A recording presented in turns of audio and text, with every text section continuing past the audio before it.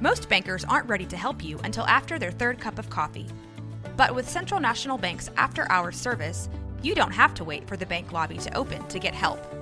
You can contact us from 6 to 8:30 in the morning or from 5 to 10 in the evening, and we'll connect you to a real, live, local person who can answer questions and fix problems 7 days a week. Bank different. Bank Central. Central National Bank. Member FDIC. Start your countdown to the most delicious Sunday of the year at Whole Foods Market. The Easter in Bloom event is on. Experience it in stores from March 29th through April 11th with irresistible deals and delights store-wide. Save on feast-worthy animal welfare certified meats like spiral-cut ham and boneless ribeye. Then add a flash of green to the scene with savings on organic asparagus. Too busy to cook? Don't sleep on their crowd-favorite catering. Find all of that plus Source for Good floral bouquets and more at your local Whole Foods Market.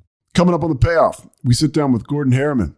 Gordon's been sober for 31 years. His journey to sobriety includes driving a car into a house, scoring and using drugs in the worst areas of Houston, and all the while running a major business at 20 years old. Gordon's story includes a major breakdown and then a breakthrough at 23 years sober. Now, he's got an incredibly full life, and he shares it with us. He has an ability to tell a great story.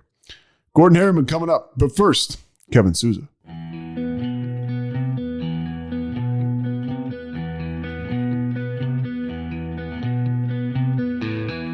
Stand by the ocean floor. Gordon, are you ready? I was born ready. You were born ready? Yeah. Well, let's go, man. Gordon Harriman, what's your sobriety date? April the 1st of 1991. April 1st, 1991. April Fool's Day, bro. I had a backup plan. It sounds like it. When was the first time you got loaded? I was in 6th grade. My sister was dating a guy. Long hair, typical back then. And I remember I must have been a nuisance. So he gave me a 40 of Budweiser. And I drank it. Keep me out of the way, I guess. Did you have the reaction where it felt great, or were you so young where it didn't matter? I didn't have that, oh man, I found the liquid gold. But I liked the effects of it.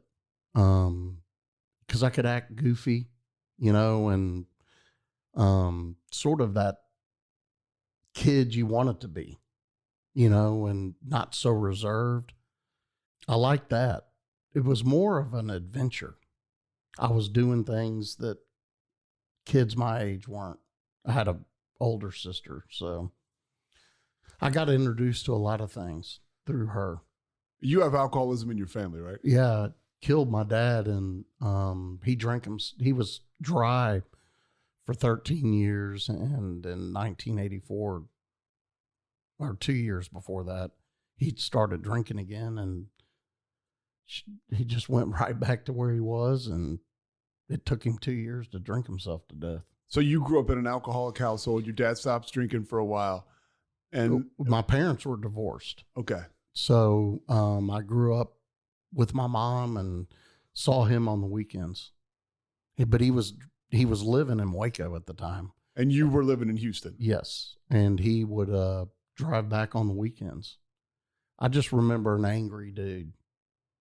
Was he not drinking? He just not drinking. Okay. That's all he was doing.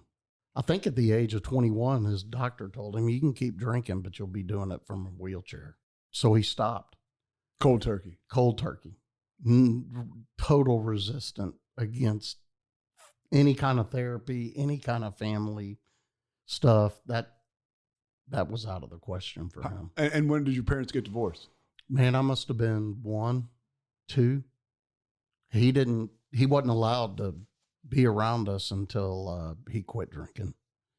So I don't have any memories of him until about 7. What were your memories of him as an adult? God, I just never knew when the rage bottom would fall out. So it was almost like walking around on eggshells, but man, a great, loving person. He played a lot of golf, did a lot of things like that he took me with, But I was always frightened of him because he had such a horrible verbal assault of a temper, man. He never laid hands on me, but you wished he would have. You know, when you're not drinking and you're not doing anything about it, that surge, it just walking around as a kid, you know, this guy's hugging you and the next thing he's reaming you out. Great family guy, you know, told me that worst mistake he ever made was divorcing my mom. She wouldn't take him back.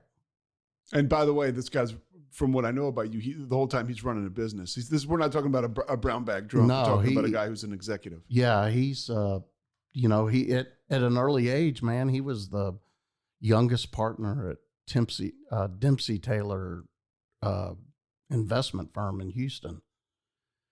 But he lived that life. You know, you knock off at noon and you go do your deal. You got women on the side and you go home. Was that attractive to you or sexy to you, or? I wasn't exposed to it. I just heard stories about it, but yes, absolutely. Yeah. That lifestyle was something that attracted me. What age are you when he goes to drinking again? Because I want to get back to you and your alcoholism.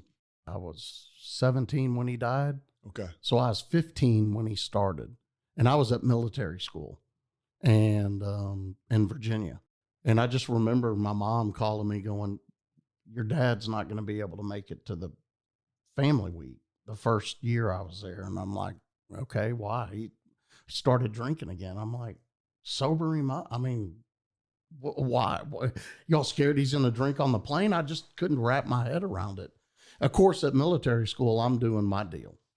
You know, I'm drinking and a lot of other things. But you didn't have a real grasp for the absolute. I had no idea. Pit of despair that alcoholism could be for an alcoholic. I had no clue. It's that phenomenon of craving, right? Like, you know, right now I sit here with you 9 years sober, and I have a decision whether I want to drink or not. But the moment I do, the horse has left the barn, and there's no more decisions that I'm making as far as alcohol and drugs are concerned.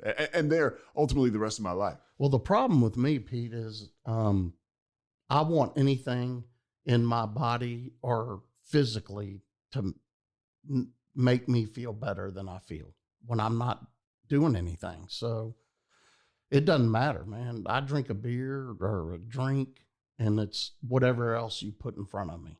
I never shot up, and I'm glad I didn't. I was scared of needles. That's the only reason. Nothing really frightened me when I was drinking at a young age in Houston. That's what we did. I got to hang out with my sister, a lot of hot girls around her. She's 4 years older, dude. I'm doing things that kids my age that I get to go back and brag about. You're in the big leagues. Yeah, early, just suiting up. You know, I always wanted to wear ties and just be older. I just didn't want to be at that age. Godfather, movies, all that stuff was sexy. That lifestyle. It was crazy. So I want to get back to your dad. You're at military school, and then we'll jump back to you, but you're at military school. Your father is back drinking again. First year, hey, he's not going to make family week. And then, dude, I had to leave the next year. And it's an interesting story I was thinking about. You look back over years of sobriety and when you do the work and you go through it, some of those things are so deeply embedded that I didn't put them on my first 4-step. First 4-step is a 4-step in the program we talk about that you take a personal inventory for people that don't know, and you kind of take the garbage out big time. Well, they bait you in. List everything that pisses you off. They don't tell you about the fourth column, which is what was my part. Mm-hmm. Who wants, dude? I've been looking in a mirror for so many years, disgusted with that person. Why the hell do y'all want to show me my part? Yeah. So the 4th step is, for me personally, I would write out, hey, Jenny cheated on me was rude to me and left me. So I resent her. But guess what? She resents you, or she made that move because your part in it is you were treating her like garbage because you were getting drunk every night with your friends. And it's like so simple for the regular person, but for the alcoholic, it's like, oh man. That's ammo. Mhm. You know, that's justification. I'm justified to react any way I so choose if y'all are threatening me. I just didn't realize how messed up that was. You know, I mean, kids are brutal. Military school was, looking back on it, it was great. When I was in it, I just remember my mom put me on an airplane, let my dad talking her into it. My heart was ripped out. Me and my mom were tight. And I just remember that. But man, it wasn't 2 weeks in, I'm finding that crowd. Mm-hmm. I'm finding those guys, and we're starting to smoke and sneak stuff in, and it's an adventure. But never really understanding that if we got caught, you get expelled. I never put the 2 and 2 together. We just the train was out of the station and I was on it. Did you ever get caught? Not there, but here's an interesting story before I went to when my family finally put him into rehab. Your dad? Yeah, they got him down there, but he had to come in an ambulance from Waco to Houston. It was in Katy, Texas. And so this is before the end of his life. Yeah. Okay. And what happened that week before was all these guys we were hanging out with were seniors. So they were lieutenants and stuff. And they were going on to do stuff. I sucked in school. I'm ADHD, ADD. Yeah. School wasn't my thing. Social aspect of it was. But I just remember, man, they found the snitch. And I was an underclassman and my roommate was. And we were the guards. They were going to give him a blanket party. And we had to watch the doors. Sounds like A Few Good Men. Right. And exactly. Yeah, Code Red. Yeah, we got and these are a bunch of seniors, you know, and they're like, hey, Gordon, you're watching this, you're doing this. And I'm like, I don't want to. And they're like, you don't have a choice. And I just remember sitting there, and when the first bar of soap in that towel hit the scream, and not gonna lie, man, it was sort of like, God, I feel sorry for that guy, but damn, man, this is, you know, no one knows what's going on. And after that, it was a big deal, man. They split up everybody, and me and that underclassman were their targets to break and rat those guys out. And I just remember this captain sitting down, kid, looking at me and going, I'll do worse to you than what they're fixing to put you through. And I went, cool. I won't, they won't hear it from me. You didn't snitch? No, but what I did do is I went to flew home. My dad was at rehab, and I'm listening to all this stuff. And all I can think of is I don't want to. What kind of stuff? Recovery stuff. So yeah. You go to the rehab. Yeah. And doing the family week, and they're throwing Al-Anon at me. And I'm like, shit, man, I'm not here for me. Yeah, Al-Anon is for, you know, your sister or your girlfriend or your mother to learn how to deal with you being an alcoholic. Absolutely. And so you're there, they're giving you the Al-Anon spiel about your dad. And I'm 15. Yeah. And they're going, guess what? Write everything down that he's done that is hurt you. And I'm like, well, I got to go home with this guy. I don't know who y'all been dealing with here. I got my own problems. And by the way, Mom, I need to talk to you. Yeah. Here's what's going on. You cannot send me back there. And I divulged everything to her. Everything I was doing. Mm-hmm. That's the first time she said, you're just going to have to go back, and I can't pull you out and protect you, but you'll do the right thing, or whatever she said. And I went back, got through, and came back to Houston and graduated from a small private school in Houston. So you went to military school just for 1 year? 2. For 2 years. This all happened the second year I was there. Okay. Well, my dad passed away in the interim. Okay. And so it was time to come yeah. home. So dad passes away. I'm real curious about the fact that your dad goes to rehab. It obviously doesn't stick. He goes out, and what happens? Well, he's pissed when he finally gets out. And you know the drill. They're going to go sober living in AA. And he's like, no. Yeah. But what me and my sister did at that time, he married the lady he cheated on with my mom. And me and my sister went full bore at her during those. I mean, while he was in rehab. Yeah. And so all of us are sitting in there, and me and my sister are just full frontal attack on this woman, and who I knew the circumstances. And my dad said, I don't care what you think, you're going to love her or whatever. And that's probably, now that me and you are talking about it, probably one of the first real resentments towards him and that woman that fueled my further demise. And I just didn't know how to handle it, and my mom, she had to sort of suck it up and be around this woman. Okay. And she did it. I mean, gracefully. That's what my mom did for me my whole life. Showed me things that had a huge impact on me. She was my best friend, my mom, my dad. She was everything. And, but she had a drug and alcohol problem as well. So Did she ever get sober? Yeah, she actually got sober a week before me. My sister and her did. My sister got a DWI in LA when AA was cool. Uh-huh. And she'd call anonymity wasn't in her card. She'd go, man, you wouldn't believe who was in there. Such and such actor, Robert Downey Jr. Yeah. And I'm like, man, AA sounds pretty cool. So I dabbled in it. There were some. So your mom got a DWI in California? No, my sister. And your sister started mandatory to go to AA, yeah. And so she was telling you everything that she saw. Well, the weird thing about that too was my aunt is 30 some odd years sober.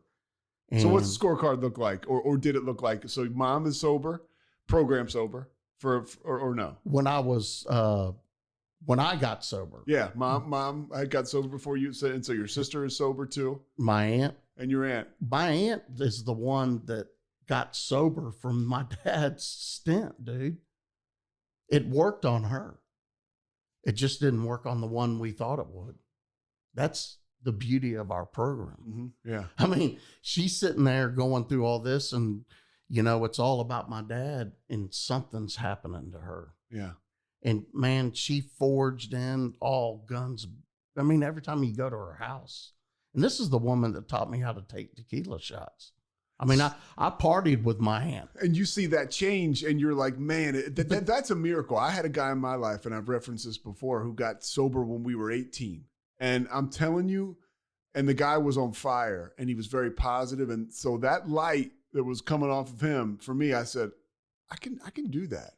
I got a way out if this thing gets. There you go, dude.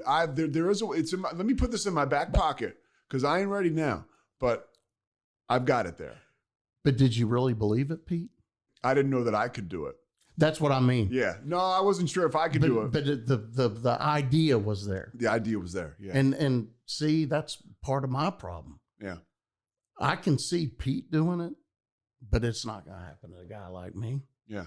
Dude, I've had it all handed to me, and I'm like the guy in Caddyshack. What's the grandson? Spalding, dude. I'm the guy slugging leftovers, digging through my ashtray, looking for butts on a hard run. I never had horrible consequences. I mean, I lived through a car accident at 16. Drinking involved? Yeah, about a case. Yeah. And I think it's a good idea to drive with a breakfast jack and a damn Budweiser. And I hit a house a block away from my house, blew through this guy's living room, man, 3 a.m. And at 16. At 16, actually home from military school. You got to celebrate with your buddies when you get back, man. And so my dad went to military school with that guy. I'm on private property. He doesn't press charges. The cops are pissed. I skate. And all I can come up with is one of those things got to go. Okay, don't go to Jack in the Box. Keep, you know what I mean? Because that's Absolutely. that stuff's my medicine, man. I've talked about it. I had a situation, and those are the moments as a young person, a young alcoholic, where you can look back in sobriety and say, wow, how crazy was that? I won't get the breakfast Jack next time. Yeah, you know, and you just, what if the guy was sleeping on the couch? You had your first drink in 6th grade, your sister's boyfriend, and then it evolves, and now we're in military school, and we're going balls to the wall. Yeah, because my sister has access to all that stuff. It's funny how you're in that environment, and my group of people always had a dealer as a friend. Yeah. How do you? It's funny how we end up in those situations, right? Exactly. So, you know, and my sister was a real strong person in my life. I looked up to her, and I just want to hang out with her, and they let me. But comes with that, I was introduced to, you know, coke, ecstasy, anything I wanted. Cocaine scared me, but it also attracted me. I wouldn't just sit down and do a bunch of lines with you. I'd have to have some drinks. Yeah. To sort of get loose and get in the, you know, the mood. And I don't know, man. I love watching people pour drinks back then, like vodka and in the cocktail glass. And it was just a very attractive.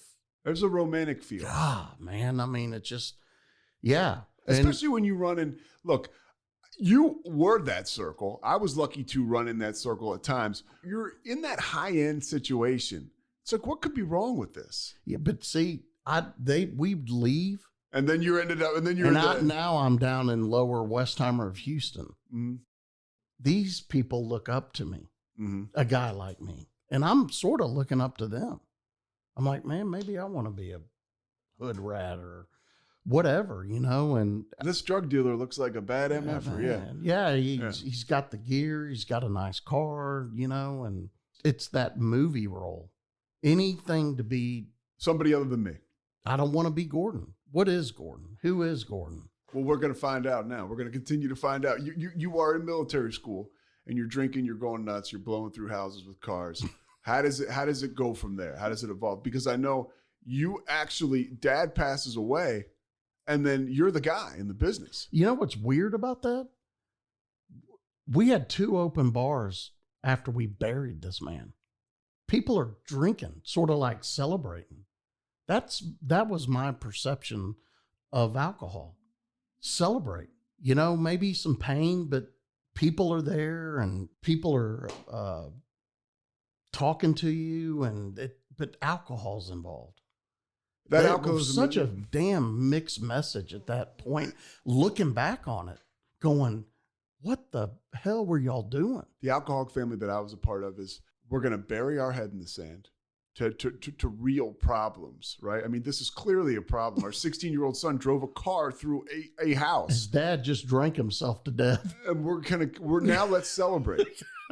And that's the environment you grow up in oftentimes as a young alcoholic. Right. I mean, how the hell, and now you're putting this stuff in your body, and oh, by the way, all the noise that was going on is now quiet.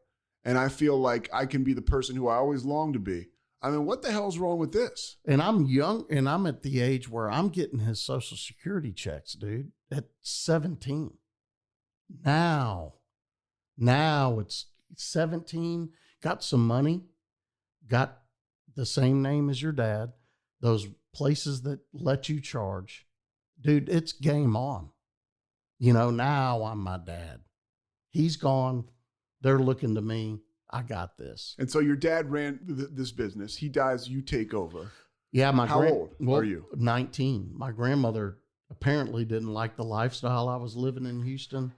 And she said, either rehab or you're moving to Austin. In fact, you're moving to Austin. And me and... So at 19, you're running this business? 19, I'm leaving Houston to move to Waco. To run this business? to learn the business. Okay. Yeah, to run it. That's what I saw. No, they said just go there and learn. So I get here, all of a sudden I'm sitting in my dad's desk at 19. And there's people there that have worked there for years and years, and I got this big desk, big office. Now the ego. Now I don't have to be Gordon. I can do it just a little bit better than my dad, and everybody respected him. I sort of lived that lie. Pete, it wasn't until about 8 years ago that I started being Gordon. And you'd been sober for how long? That's a It's whole, 20, yeah, dude. It's That's 23 a whole, years we're talking. yeah, but that's in little bits of this program, like when I reflect and talk to another alcoholic and do the things the program has slated us to do. The last paragraph of our book lays the game plan out for you. Which is? Essentially, I'm paraphrasing. It just says clean house and give away freely what was given to you. The magic for me, man, I always had a big heart. I always fought that battle. You know what I mean? Sensitive kid. Why do you want me to be sensitive when my buddies are ragging on me? I always wanted to put others before me. There's a fine line with that. You know, so I dabble around this. There's a lot of spiritual things that I'm attracted to outside of the program. But you're digging in, so you're getting the same feel when you're working it that all this stuff you were filling that hole in your soul with. I'm talking about myself, but I'm guessing you were the same way. Yeah, and little bits and pieces of this thing and I'm listening to my mom and my sister talk program. My aunt's got everything plastered all over her house. I mean, she went from a fun party chick to like, oh my God, what's she in? What is this? You mean God grant me everything all over her house, the crosses? Yeah. You know how we do. Sure, yeah. And man, but you know what? I got to ask her to share her story and introduce her at an AA meeting couple of 6 weeks ago. I think you had a gig to do, and man, so God I remember put you on your deal. You couldn't make it, but look what door opened, bro. I got to introduce my aunt at an AA meeting. Zoom. And very powerful. Who would have ever thought? Before we get back to your journey in sobriety, because, you know, as you mentioned, you're 23 years without drinking and going kind of working the program sort of before you kind of hit a breaking point, and then you really have to dig in. Man, there's if you're that person that can put it down and those things get filled, man, my hats are off to you. That wasn't me. It got emotionally worse. I became my dad. Well, like your father. You saw both sides and you executed perfectly, both the drunk and the person in sobriety or not sobriety, the dry drunk. I just didn't realize that my disease was addicted to everything. It didn't matter what it was. If I was going to play golf, dude, it may be 2 years every day. I'm all in until that stopped working. We go hunting. I'm all in until it stopped. And I soon, over a course of years, I get married to I've told you, best friend, man. She's normal. Not an alcoholic. She's not an alcoholic, man. Whatever normal is, but she, which there's a lot of that going on, and she doesn't understand me, and I don't understand her, but she's just been right there by my side, and we were friends, you know, and I think that's the foundation of me and her. And I'm going to get back to when you're 19 now. Right before she comes into your life, or leading up to when she comes into your life, you're running this business pretty much as you're learning it, but you're running it, right? Coat and tie. My grandmother told me every day, show up with a coat and tie. Well, how are people that work for you looking at you? The guys who have been there for... It was weird because I knew those guys. I used to come up and work outside with the maintenance guys. And I loved it out there. So I knew all these people. I just remember there was a woman there that had started working for my great grandfather when she was 17. And she's older woman. Because this business has been in your family for generations. Yeah. And I walk in one day and she goes, I'm just going to tell you one thing. I don't work for you. I'm not going to, you can't tell me what to do. And I don't even know really why you're here. But she's also loving, but she gave, before she died, she gave 75 years of her life to that company. And we were blessed to have people that had just been there forever. And they sort of, the F-ups here. Yeah. And just pacify him. But I always wandered back out to those guys outside. And that's where I learned the business, outside. People person. We lease buildings to people. I'm a people person. So I'd go in and talk to these people because I didn't know what the hell they were doing in there. You know, one day you can't balance your checkbook. The next day they go, you need to sign off on this general ledger. And I'm like, hey, I'm a bottom line guy. Just show me the bottom line. You know? Yeah. And I'm sitting there going, dude, I can't even balance my own checkbook. I call my mom and I'm like, what am I doing? You know, I didn't even go to college. What? And she's like, I don't know what you're doing, but that's where you're supposed to be.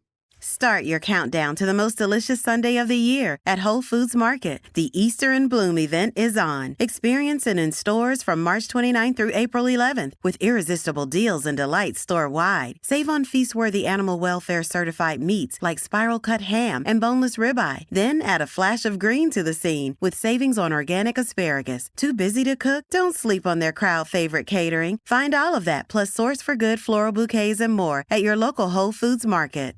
And so what's the drinking like at this point? Man, well, I became my dad, man, and at the country club and at all these things, because I looked so much like my dad.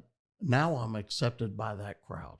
And so I'm yakking it up at the country club, cocktails, doing it goes downhill quick. How are drugs involved? Yeah, but not so much, because I was always scared if I get caught, I'm done. And I remember our now sheriff was a good friend of my dad, and he came by my office. Parnell McNamara. Yeah, came by my office and said, son, your dad was a real close friend of mine, but your name's ended up on some lists that shouldn't be. Apparently, I'd been hanging out with some people that were doing a lot more than I knew. And I never forgot that. Did that scare you into sobriety? How much longer did you go? Because that's something that'll shake you up. Well, it did enough for me to step back and hang and do my drinking at Ridgewood. Okay, which is a country club here in Waco. Yeah, not go to those places. But I wanted more information.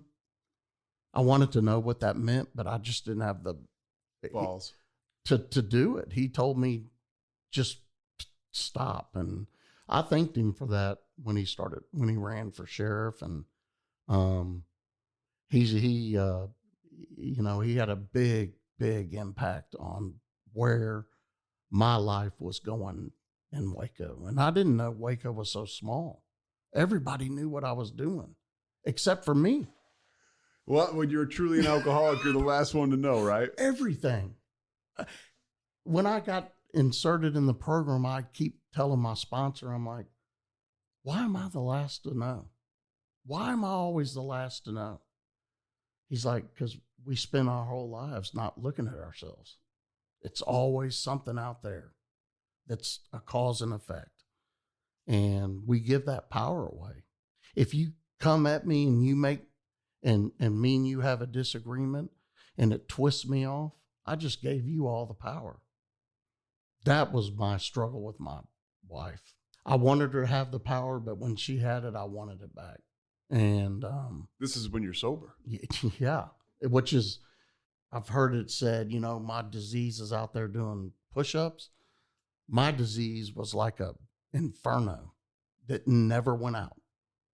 And all I could tell somebody was, I'm not drinking. And even because you're in sobriety, but you're not working a program. And everybody's giving you attaboys in the outside world. Because you're not getting drunk. I mean, you're not driving cars in the houses anymore. All my friends are like, man, dude, how did you do that? I'm like, I had to. I'm curious to know, what was the success of the business like once you took over? I mean, did you guys not skip a beat? We had some moments. I mean, someone who was very close to me, was like a mom to me, embezzled a large sum of money right out from under us. We survived that. The program and was that when you were drunk or sober? About the last year I was drinking. Okay. And funny enough, that's what that was the ammo that they used against me. Who's they? What do you Well, mean? we were suing her and she got arrested, and that was their stance and all this, that he wasn't maintaining, he was drunk. And I just remember in a deposition in that in that hungover, trying to anesthetize. I'm 20 or 21 doing this stuff. And I just remember going, she stole from me, and y'all are sitting here telling me because I was drinking. I didn't handle those depositions very well. So we had to settle those things. I think I was more of a detriment to our side because I didn't understand that in the deposition, just let that guy talk. You don't have to react. I don't know how many breaks we took during all that. But that's a window into the mind of the alcoholic, right? Just be quiet. You can't help yourself. When people are, you can't. You just can't. And that, along with some other things, I just. What are the other things? Well, the job, the family, all that wasn't fixing me. What's the moment, the jumping off point for you to get sober? What happens? My mom and my sister got sober. They call me. I'm hammered on a golf course, and they go, "Hey, we got sober, or we're not drinking anymore, and we quit drinking last week or something." And I go, so they quit together? Yeah, sort of. Okay. And I just looked at I didn't know it, but I looked at my cousin. I went, dude, I just drank my last beer. And that was it. That day, I just quit. But April of 1991. Yeah, but it wasn't me. I mean, a guy like me should have been relapsing 50 million times, and I never did.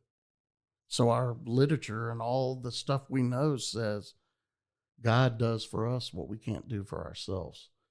And apparently those forces watched what happened to my dad, and this is what I believe, and they were working me. My dad couldn't do it, and I remember the look in his eyes. My mom made me go back and visit him, and he passed away a week after that, but he just looked at me and I asked him, "Is this it?" He's 45. And he said, "Yeah." But the look he was looking at me was, I did the best I could. Don't go down this road. It took me until about 3 years ago to let a little bit of that go. I still blame him for a lot of stuff, which is not a good thing for me, but it's reality. He hurt my mom, and my mom was my life, and she spiritually fed me through all this. If it wasn't for her and people in my life, dude, I would have been done. I shouldn't be sitting here the way I felt, sitting in a house with everything at my feet, just going, man, I hope I don't wake up tomorrow. And again, this is while you're sober. Yeah. The in and outs in AA, the people I knew in AA were doing something for me, or I would have picked up a drink. You asked what happened that day that, well, Well, maybe on the golf course. okay, yeah, that was a big spiritual moment that I had to go through and sort and be able to look back on it and give me just a little bit to go, well, if you try something else, maybe you'll get a similar result. So I'd go into AA, you guys would start to get to know me, and I'd bail. You were around AA. You weren't in it. No, dude, I was, everybody thought I was, and that was cool too. You got them Except- fooled, yeah. Except the people that knew. And so, you know, when you walk into your first meeting and you go, I think the gig's up, Mm-hmm. because you just feel these are professionals at BS. That's another moment. You know, am I willing to step down there? Because I know those people know exactly who I am. I can feel it. None of them said it. I didn't listen enough. I could feel it. And I'm a feeler. You know, I knew when I was not doing the right thing. I knew it.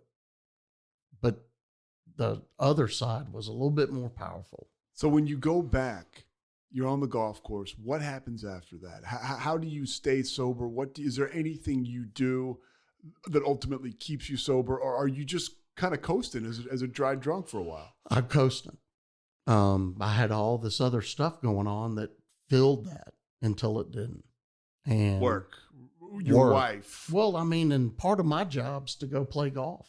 Mm-hmm. I mean, you know, that's where you make all the deals. How quickly did you start to become, as you mentioned, addicted to golf?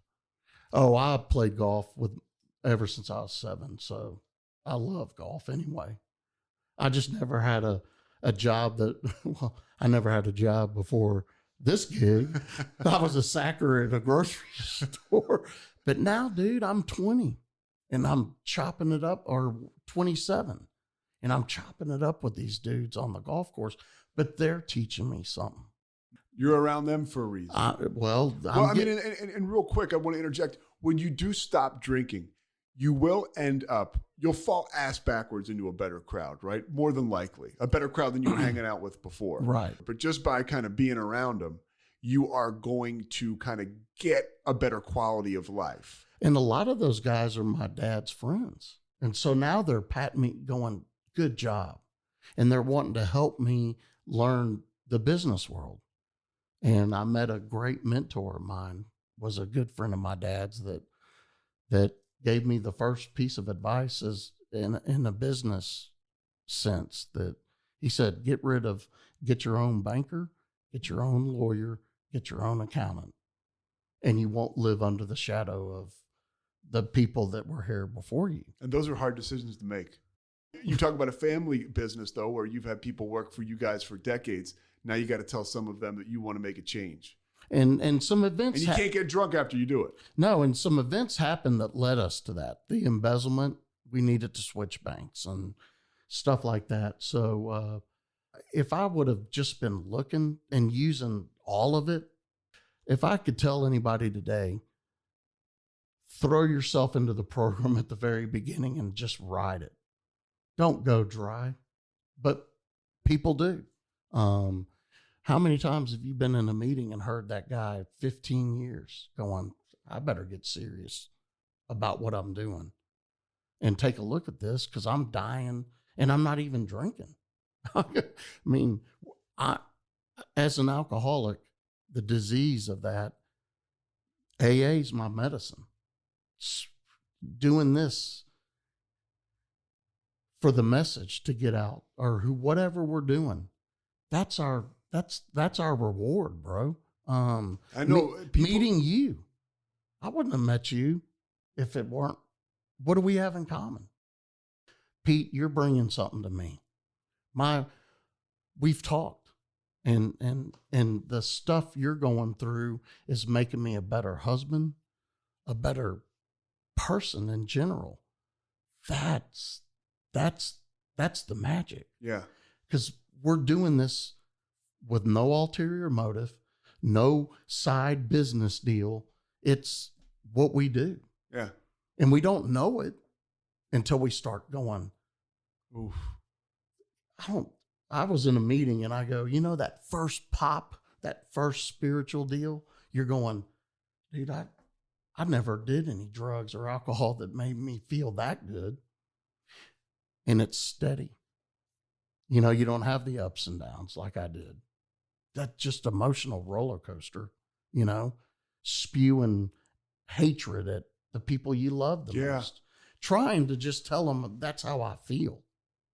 And they're going, you hadn't been drinking, Gordon. What's the damn problem? And I go, and I said, I know. I don't know. I shouldn't feel this way because I'm not drinking. What is going on? I must be losing my mind. So you get sober, you're coasting. If you want to even, yeah, I guess that's a good word, but you don't even want to call it that because coasting is actually somewhat attractive. It was it was miserable. Even on the golf course, man, I was had this, I shouldn't be here. Is your wife saying anything to you about how you're acting? You've known your wife before you got sober. You guys get married. She wasn't exposed to my direct anger issues until probably right before we had our first son, because it was still fun. I mean, me and her could drop at the dime and go. It was something I wanted so much to have a family, but I was so petrified of that even when we had our kids, I got this feeling going, why'd you do that? They're just taking up all our time. And dude, this is all the stuff, right? This is all the stuff. I got money in my pocket. Anybody else who gets sober, okay, and goes through these major events in life, starting a family, having kids, having a big job where, you are the managing partner, all of a sudden they're able to talk to other alcoholics and go to meetings and really get in it. And that's how they get through moments like that. One, that's how they get through them without imploding. And this is my experience from seeing this happen. And two, that's how they enjoy them. Mm-hmm. But now here you are, this guy who's just holding on too tight, right? Not going to meetings, not utilizing the tools of the program. And oh, by the way, the spirituality, a component of it. And here you are, everybody has those fleeting thoughts. But when I'm not taking care of myself by way of the program, those thoughts will get beachfront real estate in my head, and that's it. We don't think we're good enough to do anything. I mean, that's my alcoholism. But that's a lie. My mom used to tell me, dude, you're just keep going. So she fed me during these dry periods. Keep going. And she would lay things out and go, do you think that's a coincidence?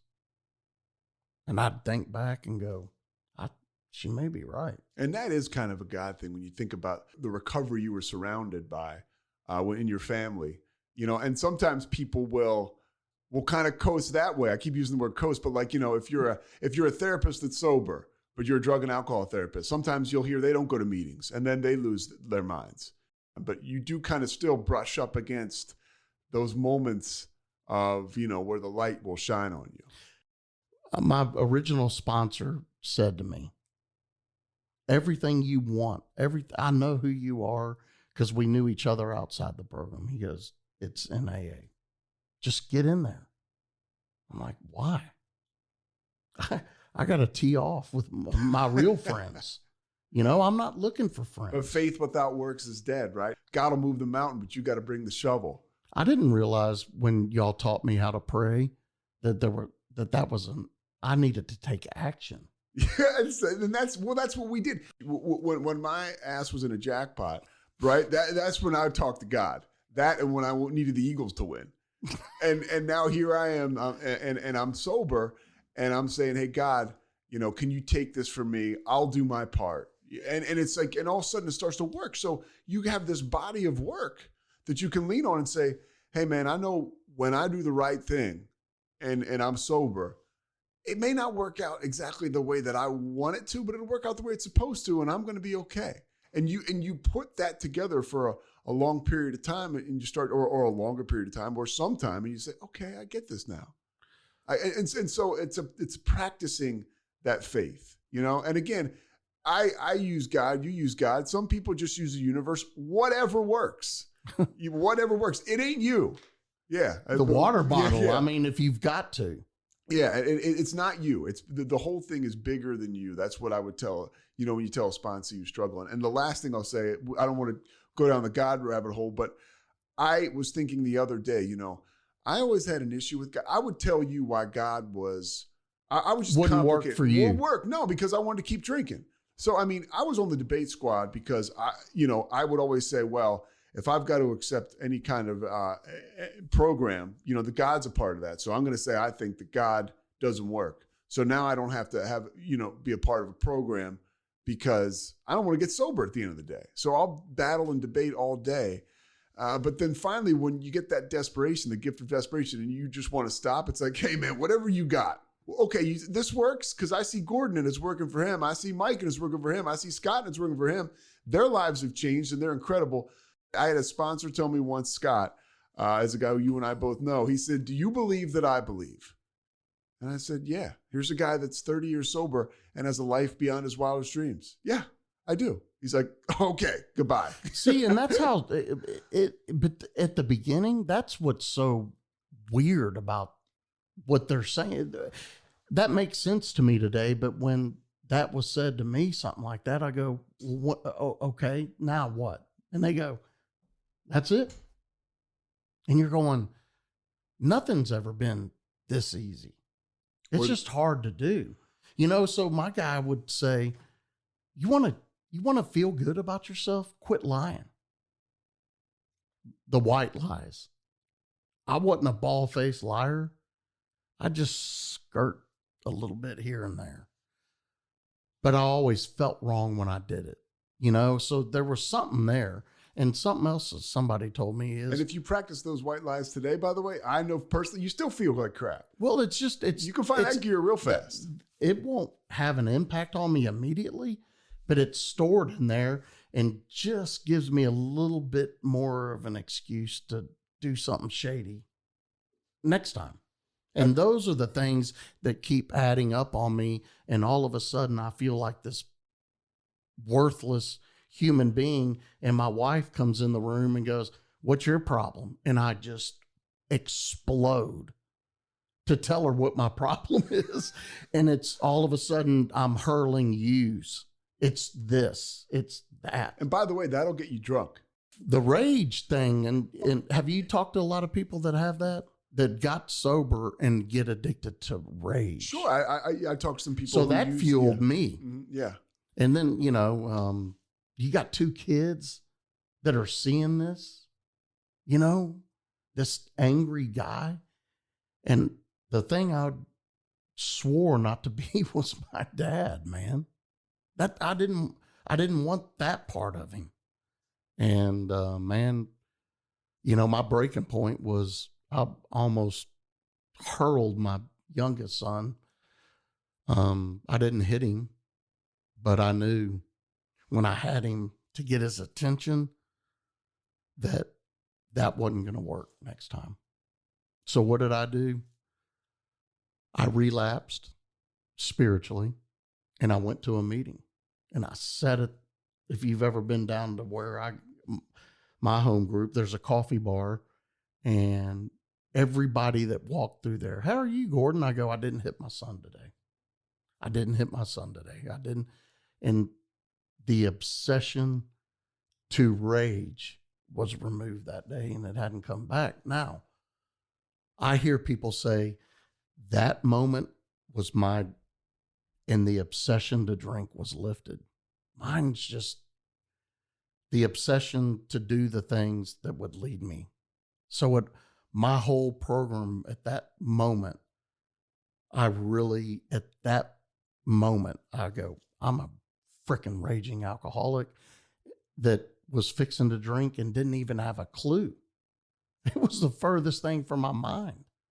You guys and sponsoring and going through the work, they go, do you know how close you were? dude, and to end up like your dad. And man, I was all in after that. So one of your sons has cystic fibrosis. And add that on a dry drunk when they're born. Seriously, you want to cast blame? I did to my wife because she was adopted. It's a genetic disease. I didn't tell her that. I stored it. If you knew, and she doesn't know her birth parents, that was just fuel to say, wasn't my fault. And it's more rage. And it takes two people. This is how stupid it is. Two people have to have the gene to pass it on. Well, how of an alcoholic is that? To know that information and go, wasn't my side of it, wasn't my part. Must have been yours. I mean, that's the kind of stuff that sinks with me. Resentment builds and justification. And it led to that moment I described with my son. And so you, because I saw him, I saw me. I was hurling all of that at myself. And is this your son with cystic fibrosis? God shined a light through my son with CF, and I've watched him. He gets up every day and got to do all this stuff just to stay healthy, like I should be doing. That's prescribed in our program. And I'm like, he's 15, man. And he's not bitter about any of this. I started going, I'll make that disease about me and give me an excuse to be an idiot, a raging, not grateful for one thing, but the gratefulness was thumping in there. That's the miserable part for me. How has your life changed from the moment you started to make a commitment back to working a program again? 8 years of, like your lady that was on your podcast, Ali, she says it'll be the most hardest, painful, and hardest thing you've ever done, but the best feeling. That's been the last 8 years. But I did what y'all told me to do. I listened in meetings. I watched and saw the light coming on in newcomers' eyes and went, man, I wonder if that miracle can happen for me. And everybody's going, you've been 25. I said, I know that. That's just a number. I've used that excuse too long. I'm dying. There's a lot of 20, 30 year sober people in meetings that are dying because at the end of our book, it says, now get your own house in order, clean up the wreckage of your past and go share this. You got to give it away to keep it. And I hated that. I hated it. Why do I want to give this away? I want to keep it for myself. You're in the right place, Gordon. Keep coming back. And now today I get to do this. I get to love my kids. I get to let my kids be who they are. I get to love the person I married again. My best friend. I see her. I told you last week, man, I feel like we're dating again. And we're 29 years married. It's a beautiful life. I can't describe it, man. It's a miracle. I think you just did a pretty good job. Gordon, man, thank you so much, dude. Part 2. Yeah, to be continued. Thanks. No, thanks, Pete. And man, thank you for what you're doing. And for including me in it. I appreciate it. It means the world. Yeah, you got it, man. Appreciate it. All right.